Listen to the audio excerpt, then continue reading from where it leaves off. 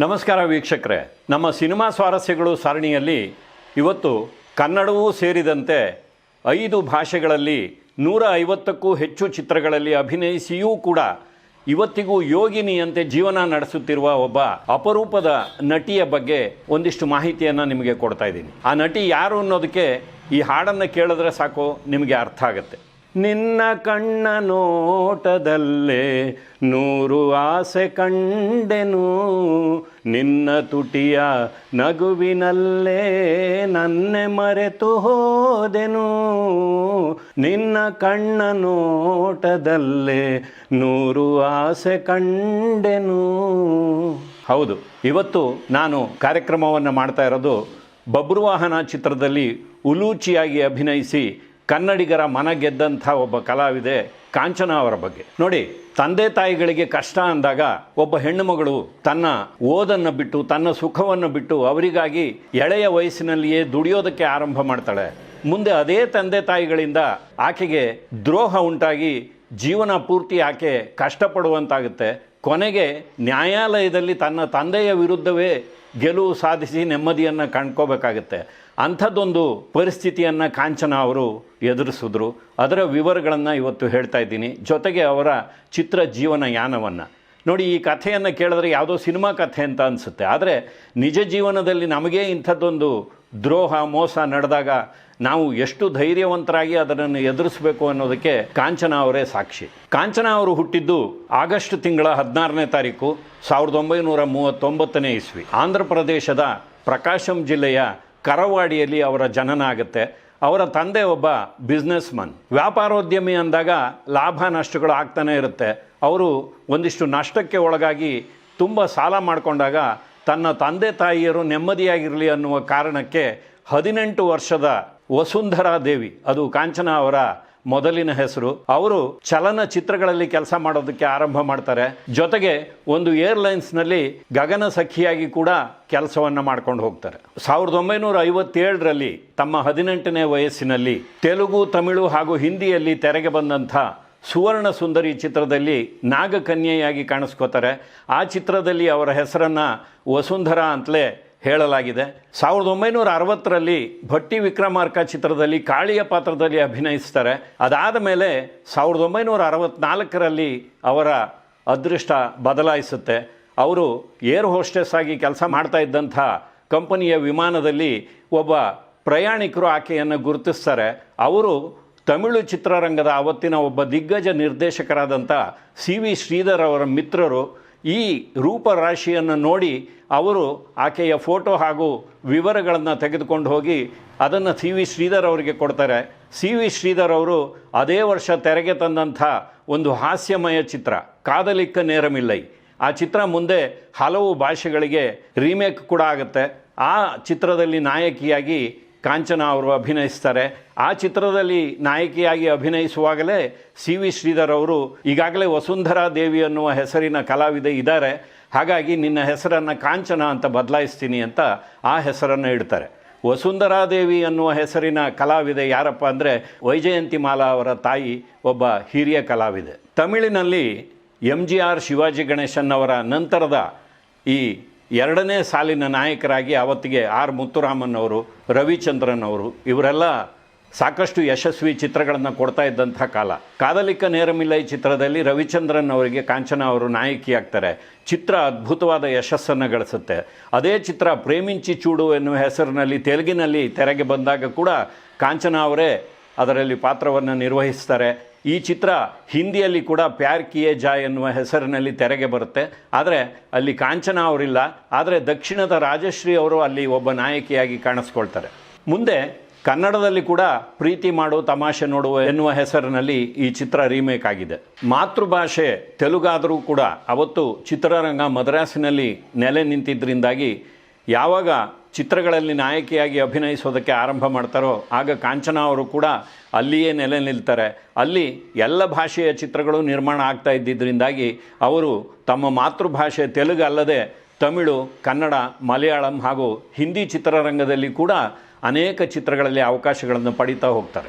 ನೋಡಿ, ಕಾಂಚನ ಎನ್ನುವ ಹೆಸರಿನಿಂದ ಅವರನ್ನು ನಾಯಕಿಯಾಗಿ ಪರಿಚಯಿಸಿದಂಥ ಶ್ರೀಧರ್ ಅವರು ಮುಂದೆ ಒಂದು ದೊಡ್ಡ ಬಜೆಟ್ಟಿನ ಚಿತ್ರವನ್ನು ಮಾಡ್ತಾರೆ. ಅದು ಶಿವಾಜಿ ಗಣೇಶನ್ ಅವರ ನಾಯಕತ್ವದ ಶಿವನ್ ದಮನ್. ಮುಂದೆ ಆ ಚಿತ್ರ ಹಿಂದಿಯಲ್ಲಿ ಕೂಡ ರೀಮೇಕ್ ಆಗುತ್ತೆ. ಹಿಂದಿಯಲ್ಲಿ ತಮಿಳಿನಲ್ಲಿ ಶಿವಾಜಿ ಗಣೇಶನ್ ಅವರು ಮಾಡಿದ ಪಾತ್ರವನ್ನು ಹಿಂದಿಯಲ್ಲಿ ರಾಜೇಂದ್ರ ಕುಮಾರ್ ಅವರು ಮಾಡಿದ್ದಾರೆ. ಆದರೆ ಶಿವಾಜಿ ಗಣೇಶನ್ ಅವರು ಕೂಡ ಸ್ನೇಹಪೂರ್ವಕವಾಗಿ ಅಲ್ಲಿ ಒಂದು ಪುಟ್ಟ ಪಾತ್ರದಲ್ಲಿ ಕಾಣಿಸ್ಕೊಂಡಿದ್ದಾರೆ. ಆ ಚಿತ್ರದಲ್ಲಿ ಕೂಡ ಕಾಂಚನ ಅವರು ನಾಯಕಿಯಾಗಿ ಕಾಣಿಸ್ಕೊಳ್ತಾರೆ. ಇದಲ್ಲದೆ ಅವನವರು ಸರಿತರಂ ಹಾಗೂ ವಿಲಾಯತ್ ಪಿಳ್ಳೈ ಎನ್ನುವ 2 ಚಿತ್ರಗಳು, ಅಂದರೆ ಒಟ್ಟಾಗಿ 3 ಚಿತ್ರಗಳಲ್ಲಿ ಶಿವಾಜಿ ಗಣೇಶನ್ ಅವರ ಜೊತೆಯಲ್ಲಿ ಅವರು ಅಭಿನಯಿಸ್ತಾರೆ. ಇನ್ನು MGR ಅವರ ಜೊತೆಯಲ್ಲಿ ನಾನ್ ಏನ್ ಪಿರಂದೇನ್ ಹಾಗೂ ಪರಕ್ಕುಂ ಪಾವೈ ಹೀಗೆ 2 ಚಿತ್ರಗಳಲ್ಲಿ ನಾಯಕಿಯಾಗಿ ಅಭಿನಯಿಸ್ತಾರೆ. ಇದನ್ನು ಬಿಟ್ಟರೆ ಅವರು ಹೆಚ್ಚಾಗಿ ಆರ್ ಮುತ್ತುರಾಮನ್, ರವಿಚಂದ್ರನ್ ಇವರ ಜೊತೆಯಲ್ಲಿ ತಮಿಳಿನಲ್ಲಿ ಅಭಿನಯಿಸ್ತಾರೆ. ಇನ್ನು ತೆಲುಗು ಚಿತ್ರರಂಗದಲ್ಲಿ NT ರಾಮರಾವ್, ಅಕ್ಕಿನೇನಿ ನಾಗೇಶ್ವರರಾವ್, ಕೃಷ್ಣಂರಾಜು, ಶೋಭನ್ ಬಾಬು ಹೀಗೆ ಆವತ್ತಿನ ದೊಡ್ಡ ದೊಡ್ಡ ಸ್ಟಾರ್ ನಟರ ಜೊತೆಯಲ್ಲೆಲ್ಲ ತೆರೆಯನ್ನು ಹಂಚ್ಕೋತಾರೆ. ಆದರೆ ಇಲ್ಲಿ ಈ ವಿವರಗಳನ್ನೆಲ್ಲ ನಾನು ಯಾಕೆ ಹೇಳ್ತಾ ಇದ್ದೀನಿ ಅಂದರೆ, ನೋಡಿ, ಅವರು ಕನ್ನಡಕ್ಕೆ ಬಂದಿದ್ದು ಬಹಳ ತಡವಾಗಿ 70ರ ದಶಕದಲ್ಲಿ ಅವರು ಕನ್ನಡಕ್ಕೆ ಬರ್ತಾರೆ ಬಬ್ರುವಾಹನ ಚಿತ್ರದ ಮೂಲಕ. ನೋಡಿ, ಡಾಕ್ಟರ್ ರಾಜ್ಕುಮಾರ್ ಅವರ ಜೊತೆಯಲ್ಲಿ 7 ಚಿತ್ರಗಳಲ್ಲಿ ನಾಯಕಿಯಾಗಿ ಅಭಿನಯಿಸ್ತಾರೆ.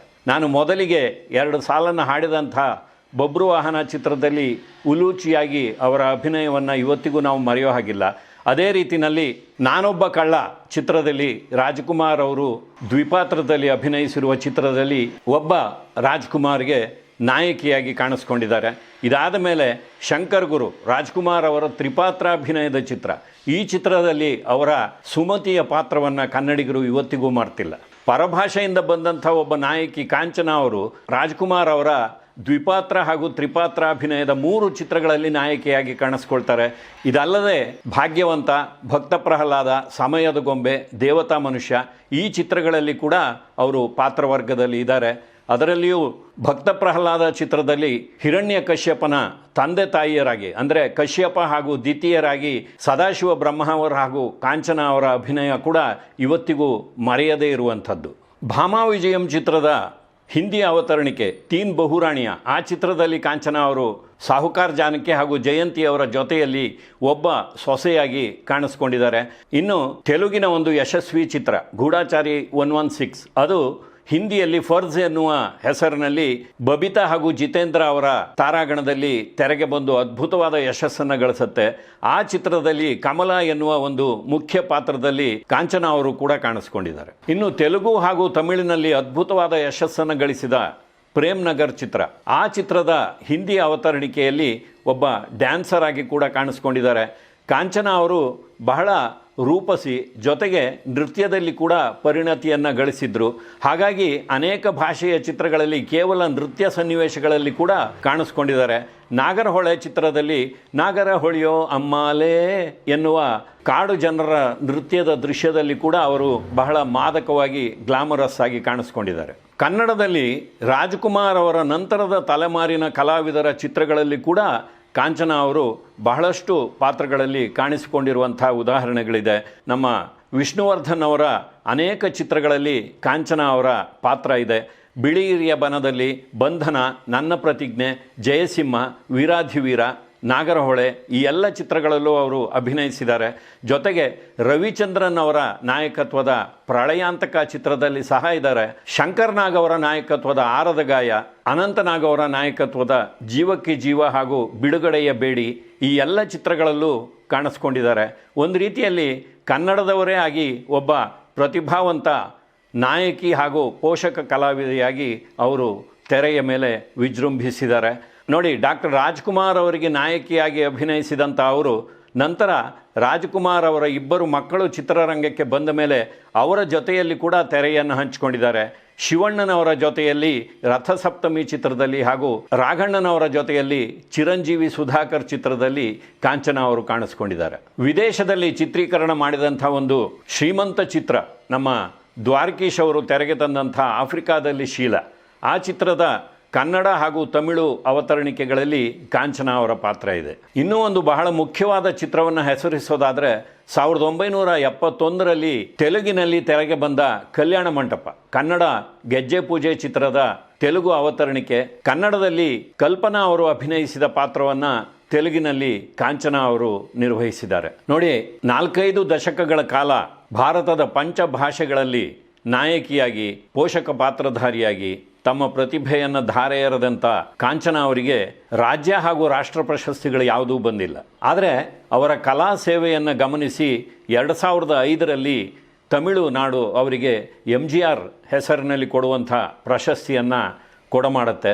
ಅದಾದಮೇಲೆ 2007ರಲ್ಲಿ ಅವರಿಗೆ NTR ಹೆಸರಿನಲ್ಲಿ ಕೊಡುವಂಥ ಪ್ರಶಸ್ತಿ ಕೂಡ ಲಭ್ಯವಾಗುತ್ತೆ. 2013ರಲ್ಲಿ ತಮಿಳುನಾಡಿನ ಮತ್ತೊಂದು ಪ್ರತಿಷ್ಠಿತ ಪ್ರಶಸ್ತಿ ಕಲೈಮಾಮಣಿ ಪ್ರಶಸ್ತಿ ಕೂಡ ಅವರ ಮುಡಿಗೆ ಏರುತ್ತೆ. ನಾವು ಕನ್ನಡಿಗರು ಸಹ ಅವರನ್ನು ಮರ್ತಿಲ್ಲ. 2017ರಲ್ಲಿ ಅವರಿಗೆ ಕರ್ನಾಟಕ ರಾಜ್ಯೋತ್ಸವ ಪ್ರಶಸ್ತಿಯನ್ನು ಕೊಡಮಾಡಲಾಗಿದೆ. ಇದೇ 2017ರಲ್ಲಿ ಅವರು ಕೊನೆಯ ಬಾರಿಗೆ ಅರ್ಜುನ್ ರೆಡ್ಡಿ ಎನ್ನುವ ಚಿತ್ರದಲ್ಲಿ ಆ ಹೀರೋ ಪಾತ್ರಧಾರಿಯ ಅಜ್ಜಿಯಾಗಿ ಕತೆಗೆ ಬಹಳ ಮುಖ್ಯವಾದ ತಿರುವನ್ನು ಕೊಡುವಂಥ ಒಂದು ಪಾತ್ರದಲ್ಲಿ ಅಭಿನಯಿಸಿದ್ದಾರೆ. ಜೊತೆಗೆ ಅದೇ ವರ್ಷ OLXನ ಒಂದು ಆ್ಯಡ್ ಫಿಲಮ್ನಲ್ಲಿ ಕೂಡ ಕಾಣಿಸ್ಕೊಂಡಿದ್ದಾರೆ. ಇದು ಕಾಂಚನ ಅವರು ಚಲನಚಿತ್ರ ಜೀವನದಲ್ಲಿ ನಡೆದು ಬಂದ ಒಂದು ಕಿರುಪರಿಚಯ. 150 ಚಿತ್ರಗಳಲ್ಲಿ ಅಭಿನಯಿಸಿರುವ ಕಲಾವಿದೆಯ ಒಂದು ಪ್ರತಿಭೆಯನ್ನು ನಾವು 15 ನಿಮಿಷದಲ್ಲಿ ನಿಮ್ಮ ಮುಂದೆ ಅನಾವರಣ ಮಾಡೋದು ಬಹಳ ಕಷ್ಟ. ಆದರೆ ಅವರ ಬಗ್ಗೆ ಸಾಕಷ್ಟು ಮಾಹಿತಿಯನ್ನು ನಿಮಗೆ ನೀಡಿದ್ದೀವಿ. ನಾವು ಹೆಸರಿಸಿರುವ ಚಿತ್ರಗಳನ್ನು ನೀವು ಯೂಟ್ಯೂಬ್ನಲ್ಲಿ ವೀಕ್ಷಿಸಬಹುದು. ಅಲ್ಲಿ ಅವರ ಪ್ರತಿಭೆ ಎಂಥದ್ದು ಅನ್ನೋದನ್ನು ನೀವು ಕಂಡುಕೊಳ್ಳಬಹುದು. ಇನ್ನು ಅವರ ವೈಯಕ್ತಿಕ ಜೀವನಕ್ಕೆ ಬಂದರೆ ನೋಡಿ, ಯಾವ ಕಾಂಚನ ಅವರು ತಮ್ಮ ತಂದೆ ತಾಯಿಗಳು ಕಷ್ಟದಲ್ಲಿದ್ದಾರೆ ಅಂತ ಹೇಳಿ ತಮ್ಮ ಓದನ್ನು ಅರ್ಧಕ್ಕೆ ನಿಲ್ಲಿಸಿ ತಮ್ಮ ಸುಖವನ್ನು ಬದಿಗೊತ್ತಿ ಏರ್ ಹೋಸ್ಟೆಸ್ ಆಗಿ ಕೆಲಸ ಮಾಡ್ತಾ ಸಿನಿಮಾ ರಂಗದಲ್ಲಿ ಕೂಡ ತೊಡಗಿಸಿಕೊಂಡು ದುಡಿತಾ ಹೋಗ್ತಾರೋ ಅಂಥ ಕಾಂಚನ ಅವರಿಗೆ ಅವರ ತಂದೆನೇ ಮೋಸ ಮಾಡ್ತಾರೆ. ಒಂದು ಹಂತದಲ್ಲಿ ಯಾವುದೋ ಒಂದು ಖಾಲಿ ಕಾಗದಕ್ಕೆ ಮಗಳಿಂದ ಗೊತ್ತಿಲ್ಲದ ಹಾಗೆ ಮೋಸದಿಂದ ಸಹಿ ಮಾಡಿಸ್ಕೋತಾರೆ. ಮುಂದೆ ಆಕೆ ಸಂಪಾದಿಸಿ ಇಟ್ಟಿದ್ದಂಥ ಮದ್ರಾಸಿನ ಟಿ ನಗರ್ನಲ್ಲಿದ್ದಂಥ ಒಂದು 6 ಗ್ರೌಂಡ್ ಜಮೀನನ್ನು ತಮ್ಮ ಹೆಸರಿಗೆ ಮಾಡ್ಕೊಂಡ್ಬಿಡ್ತಾರೆ. 6 ಗ್ರೌಂಡ್ ಅಂದರೆ 14,400 ಚದರ ಅಡಿ. ಒಂದು ಗ್ರೌಂಡ್ ಅಂದರೆ ಒಂದು 40-60 ಸೈಟ್ ಅಂತ ಇಟ್ಕೊಳ್ಳಿ, 2,400 ಚದರ ಅಡಿ. ಮದ್ರಾಸಿನ ಟಿ ನಗರದಲ್ಲಿ 14,400 ಚದರ ಅಡಿ ಅಂದರೆ ಅದು ಎಷ್ಟು ಕೋಟಿಗಳಿಗೆ ಬೆಲೆ ಬಾಳ್ಬೋದು ನೀವೇ ಲೆಕ್ಕ ಹಾಕಿ ನೋಡಿ. ಅಂಥ ಜಮೀನನ್ನು ಸ್ವಂತ ತಂದೆಯೇ ಮಗಳಿಗೆ ಮೋಸ ಮಾಡಿ ಬರ್ಸ್ಕೋತಾರೆ. ಮುಂದೆ ಅದು ನ್ಯಾಯಾಲಯದ ಮೆಟ್ಟಿಲೇರುತ್ತೆ. 2010ರಲ್ಲಿ ಆ ಜಮೀನು ನ್ಯಾಯಾಲಯದ ಮೂಲಕ ಕಾಂಚನ ಅವರಿಗೆ ಹಸ್ತಾಂತರ ಆಗುತ್ತೆ. ಅವತ್ತಿನ ಕಾಲಕ್ಕೆ 15 ಕೋಟಿಗೆ ಬೆಲೆ ಬಾಳ್ತಾ ಇದ್ದಂಥ ಜಮೀನನ್ನು ಯಾವ ಒಂದು ಆಸೆ ಆಮಿಷವೂ ಇಲ್ಲದೆ ಕಾಂಚನ ಅವರು ನೇರವಾಗಿ ಅಕ್ಟೋಬರ್ 25ನೇ ತಾರೀಕು 2010ನೇ ಇಸ್ವಿ ತಿರುಪತಿ ತಿರುಮಲ ದೇವಸ್ಥಾನಂ ಟ್ರಸ್ಟ್ಗೆ ಬರೆದು ಕೊಡ್ತಾರೆ. ಯಾಕೆಂದರೆ ಸ್ವಂತ ತಂದೆಯಿಂದಲೇ ಮೋಸಕ್ಕೊಳಗಾದ ಮೇಲೆ ಅವರಿಗೆ ಜೀವನದಲ್ಲಿ ತುಂಬ ಒಂದು ರೀತಿ ನಿರಾಸೆ ಆಗಿರುತ್ತೆ. ನಿಧಾನವಾಗಿ ಆಧ್ಯಾತ್ಮದತ್ತ ಅವರ ಮನಸ್ಸು ಒಲಿದಿರುತ್ತೆ. ಹಾಗಾಗಿ ಅವರು ಬೆಂಗಳೂರಿನ ಯಲಹಂಕದಲ್ಲೇ ನೆಲೆಸಿರ್ತಾರೆ. ಅಲ್ಲಿನ ಗಾಯತ್ರಿ ದೇವಸ್ಥಾನಕ್ಕೆ ಪ್ರತಿದಿನ ಹೋಗಿ ಬರ್ತಾ ಇರ್ತಾರೆ. ಆ ದಿನಗಳು ತುಂಬ ಕಷ್ಟದ ದಿನಗಳು. ಆಗ ಪೇಪರ್ನಲ್ಲಿ ಎಷ್ಟೋ ಜನ ಕಾಂಚನ ಅವರು ಯಾವುದೋ ಆಶ್ರಮದಲ್ಲಿದ್ದಾರೆ, ತುಂಬ ದಯನೀಯ ಸ್ಥಿತಿಯಲ್ಲಿದ್ದಾರೆ ಅಂತ ಎಲ್ಲ ಲೇಖನಗಳನ್ನು ಬರೆದಿದ್ದುಂಟು. ಅದರ ಬಗ್ಗೆ ಕೂಡ ಅವರೇನೂ ತಲೆ ಕೆಡಿಸ್ಕೊಳ್ಳಿಲ್ಲ. ಯಾಕೆಂದರೆ ಆಸ್ತಿ ಇಲ್ಲದೇ ಇರಬಹುದು, ಆದರೆ ನಾನು ನನ್ನ ಮನಸ್ಸನ್ನು ಗಟ್ಟಿ ಮಾಡಿಕೊಂಡು ನೆಮ್ಮದಿಯಿಂದಲೇ ಜೀವಿಸ್ತಾ ಇದ್ದೆ. ಆದರೆ ಯಾವುದೋ ಪತ್ರಿಕೆ ಬರೆದಂಥ ಲೇಖನಕ್ಕೆ ನಾನು ಯಾಕೆ ಉತ್ತರ ಕೊಡಬೇಕು? ಈಗಾಗಲೇ ತಂದೆಯ ವಿರುದ್ಧನೇ ಕೋರ್ಟ್ನಲ್ಲಿ ಹೊಡೆದಾಡ್ತಾ ಇದ್ದೀನಿ, ಮತ್ತೆ ಇನ್ಯಾರ ವಿರುದ್ಧನೋ ಕೋರ್ಟಿಗೆ ಹೋಗೋದು ಬೇಡ ಅಂತ ಹೇಳಿ ಅವರು ಆ ವಿಚಾರಗಳನ್ನು ಅಷ್ಟಾಗಿ ಮನಸ್ಸಿಗೆ ಹಚ್ಕೊಂಡಿರಲಿಲ್ಲ. ಇವತ್ತು ತಮ್ಮ ತಂಗಿ ಗಿರಿಜಾ ಹಾಗೂ ಅವರ ಪತಿ ಅವರ ಜೊತೆಯಲ್ಲಿ ಏಕಾಂಗಿಯಾಗಿ ಅವಿವಾಹಿತೆಯಾಗಿ ಕಾಂಚನ ಅವರು ಹೈದರಾಬಾದಿನಲ್ಲಿ ಒಂದು ಫ್ಲಾಟ್ನಲ್ಲಿ ನೆಮ್ಮದಿಯ ಜೀವನವನ್ನು ನಡೆಸ್ತಾ ಇದ್ದಾರೆ. ನೋಡಿ, ಒಂದು ಅನುಕೂಲಸ್ಥ ಕುಟುಂಬದಲ್ಲಿ ಹುಟ್ಟಿದ್ದೂ ಕೂಡ ಯಾವುದೋ ಒಂದು ಪರಿಸ್ಥಿತಿಯಿಂದಾಗಿ ತಂದೆ ಕಷ್ಟಕ್ಕೊಳಗಾಗಿದ್ದಾರೆ ಎಂದಾಗ ಅವರಿಗೆ ಸಹಾಯ ಮಾಡುವ ಸಲುವಾಗಿ ತನ್ನ ವಯಸ್ಸಿಗೆ ಮೀರಿದ ಪ್ರೌಢತೆಯನ್ನು ತೋರಿಸಿದರೂ ಕೂಡ ಮುಂದೆ ಅದೇ ತಂದೆಯಿಂದ ಮೋಸಕ್ಕೊಳಗಾಗಿದ್ದರಿಂದ ಹಾಗೂ ಚಿತ್ರರಂಗದಲ್ಲಿ ಕೂಡ ಕಲಾವಿದರನ್ನು ಬೇರೆ ಬೇರೆ ರೀತಿಯಲ್ಲಿ ಬಳಸ್ಕೊಳ್ತಾ ಇದ್ದಿದ್ದನ್ನೆಲ್ಲ ಹತ್ತಿರದಿಂದ ನೋಡಿದ್ರಿಂದಾಗಿ ಕಾಂಚನ ಅವರಿಗೆ ಒಂದು ರೀತಿಯಲ್ಲಿ ವೈರಾಗ್ಯ ಬಂದಿತ್ತು. ಹಾಗಂತ ಅವರೇನು ಜೀವನ್ಮುಖಿ ಮನೋಭಾವದವರು ಅಲ್ಲ ಅಂತ ಅಲ್ಲ. ಅವರು ಯಾವುದೇ ಸ್ಥಿತಿಯಲ್ಲಿ ಕೂಡ ಸಮಚಿತ್ತದಿಂದಲೇ ಜೀವನವನ್ನು ನಡೆಸ್ತಾ ಇದ್ದರು.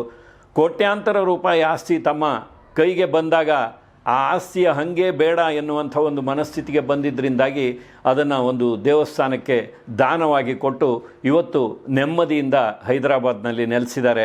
ಆ ಹಿರಿಯ ಜೀವ ಇವತ್ತು 85ನೇ ವಯಸ್ಸಿನ ಹೊಸ್ತಿನಲ್ಲಿದೆ. ಅವರು ನೆಮ್ಮದಿಯಾಗಿ 100 ಕಾಲ ನಮ್ಮೊಂದಿಗಿರಲಿ ಅಂತ ಹೇಳಿ ಮತ್ತೆ ಮುಂದಿನ ಸಂಚಿಕೆಯಲ್ಲಿ ಭೇಟಿ ಮಾಡ್ತೀನಿ. ನಮಸ್ಕಾರ.